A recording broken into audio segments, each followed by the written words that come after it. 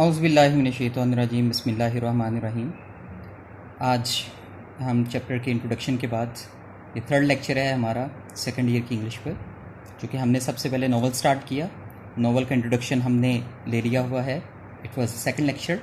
आज हम पूरे के पूरे नावल को एक ही नज़र में देखेंगे, चूँकि ये बायोग्राफ़ी है, मिस्टर चिप्स की लाइफ के मुतल्लिक़ है। इस पूरे के पूरे नावल में ये मुकम्मल तौर पर डेट वाइज लिखा गया है, पूरा का पूरा novel.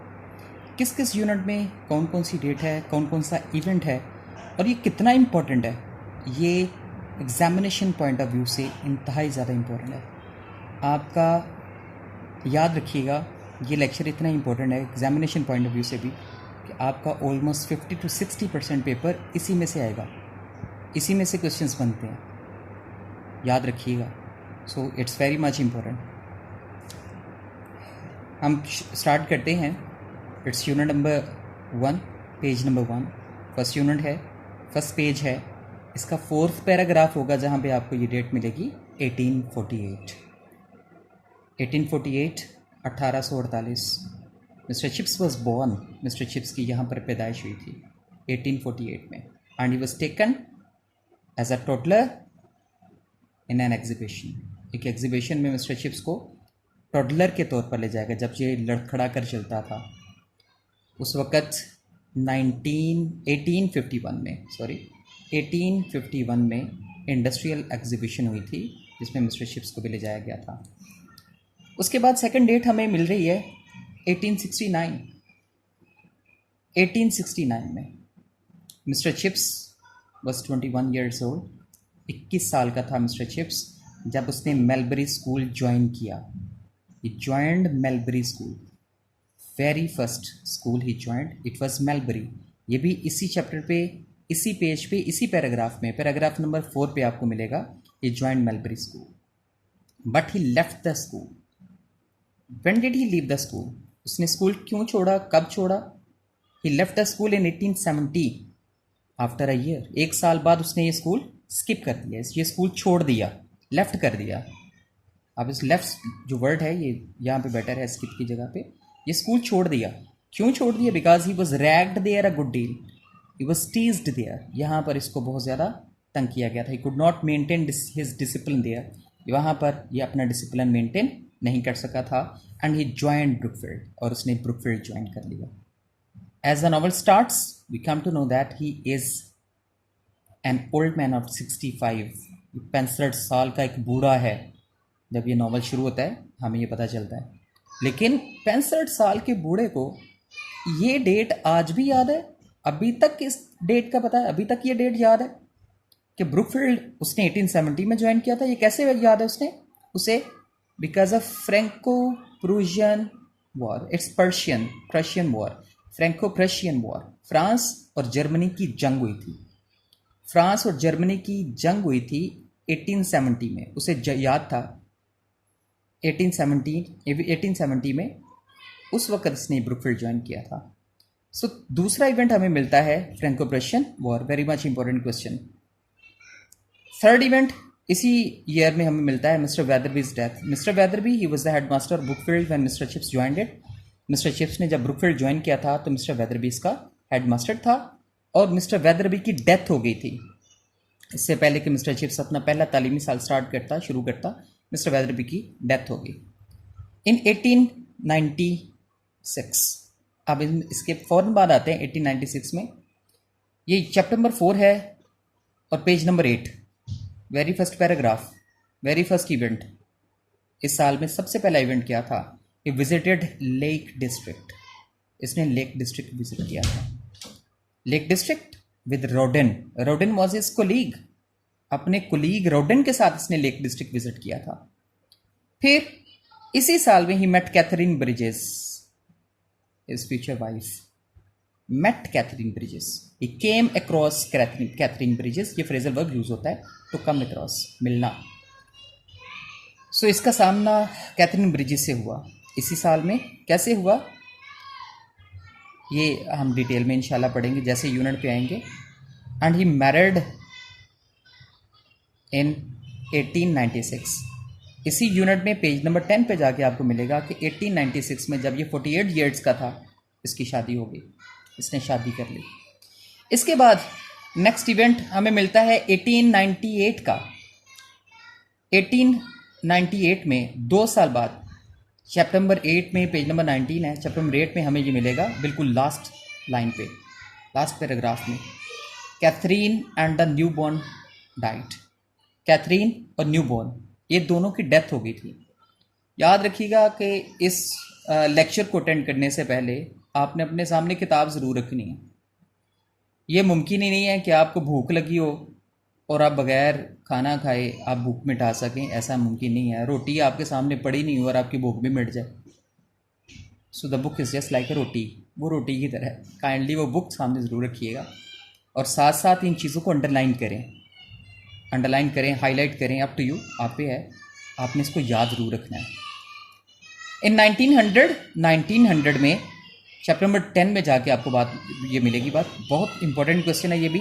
Old Meldrum died. Old Meldrum था कौन? He was actually the second head master in the life of Mister Chips. Mister Chips की जो लाइफ थी उसने ब्रुकफील्ड में बसर की, गुजारी। उसमें ओल्ड मेल्ड्रम ये सेकंड हेड मास्टर था। मिस्टर वेदरबी की जब डेथ हुई, मिस्टर वेदरबी की डेथ के फ़ौरन बाद ओल्ड मेल्ड्रम ने ज्वाइन किया था। तो ओल्ड मेल्ड्रम ने ब्रुकफील्ड ज्वाइन किया 1870 में। 1900 में 30 साल इसने सर्व किया ब्रुकफील्ड को, इसकी डेथ हो गई। ये वेरी फर्स्ट लाइन में आपको मिलेगा यूनिट नंबर 10 की। Mr Chips as an acting head. So mister Chips को वहां पर एक्टिंग हेड बना दिया गया, टेम्परेरीली उसको हेड बना दिया गया।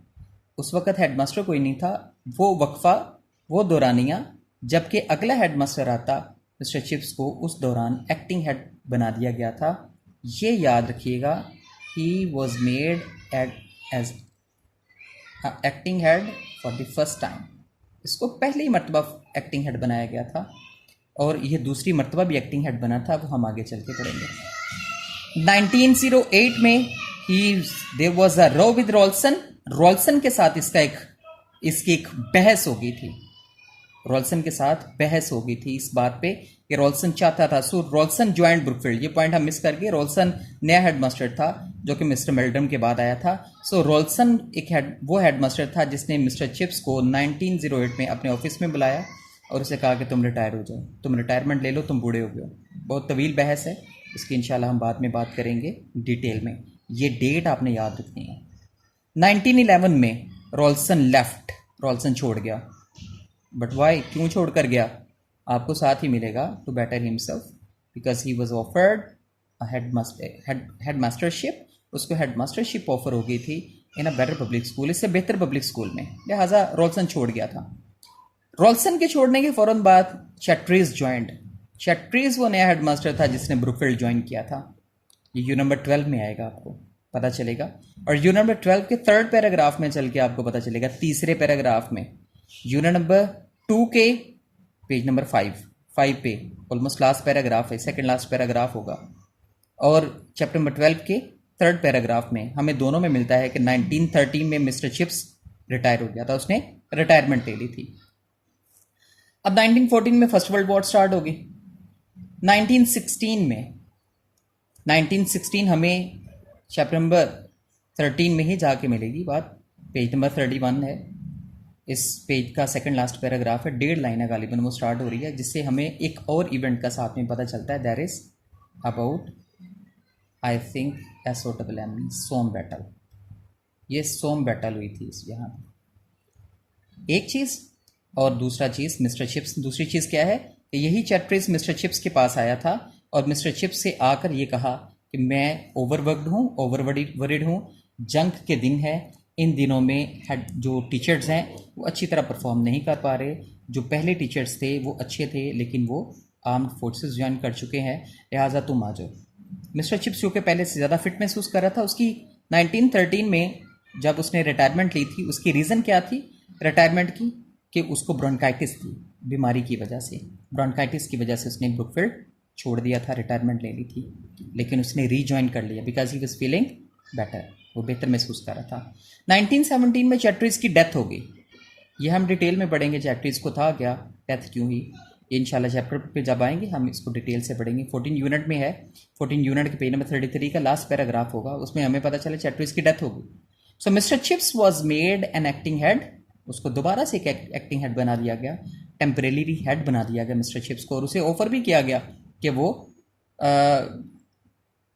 जो है वो ये टेम्परेरी हेड ना रहे, वो मुस्तकिल इसका हेडमास्टर बन जाए, लेकिन मिस्टर चिप्स ने इनकार कर दिया।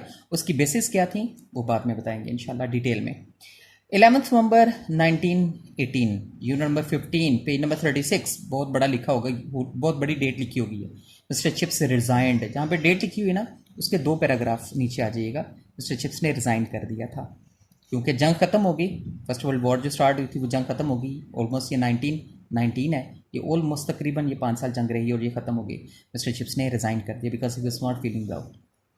1930, 1930 में यूनिट नंबर 16 में चल के आपको मिलेगा पेज नंबर 38 पे, पेज नंबर 38 पे जो लास्ट पे एक बड़ा सा पैराग्राफ होगा, सेकंड लास्ट या थर्ड लास्ट पैराग्राफ है, उस बड़े से पैराग्राफ की लास्ट लाइन पे ये आपको डेट मिलेगी 1930। He made his will, mister Chips ने अपनी वसीयत लिखी। विल का मतलब यहाँ पे क्या है, वसीयत। मिस्टर चिप्स ने अपनी वसीयत लिखी थी। 1933, 1933, चैप्टर नंबर 17, इसकी वेरी फर्स्ट लाइन में आपको पता चल जाएगा चैप्टर नंबर 17 की कि ये 33 है, ये सिर्फ 33 लिखा होगा। चैप्टर नंबर 17 की सेकंड लाइन का फर्स्ट वर्ड 33 लिखा हुआ है। पेज नंबर 40 है, मिस्टर चिप्स डाइड, लेकिन ये पूरा का पूरा इवेंट क्या था चैप्टर नंबर 17 में बयान हुआ, और चैप्टर नंबर 18 में जाके लास्ट पैराग्राफ में पेज नंबर 44 पे हमें पता चलता है that Brookfield got the news mister chips diet, कि मिस्टर चिप्स की डेथ होगी।